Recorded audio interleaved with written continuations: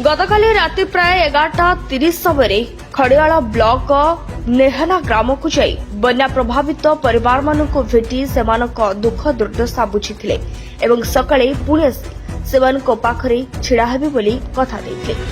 आज सकाळे पुणे ग्राम को पहुंची देखिले जे अनेक परिवार घरे वर्षा पानी पशि जाइछि।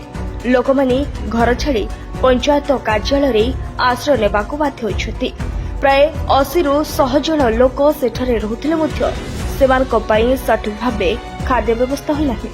सकाळर जलखिया मध्य मिले नाही एवं एपर्यंत प्रभावित परिवार मानक पॉलिथिन मध्य बंटन करा जाय नाही। घटनास्थल मु बीडीओ सह तहसीलदार सह जोगाजोग करी परिस्थिति संपर्क में अवगत कराइछि।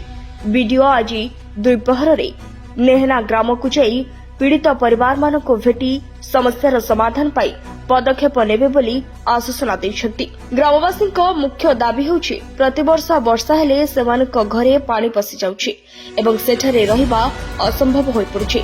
तेणु सरकार और प्रशासन सेमानक एक सुरक्षित स्थान रे स्थायी भावे थैथान करबा पई तुरंत पदक्षेप नियंतु बोली सेमाने दाबी करछथि।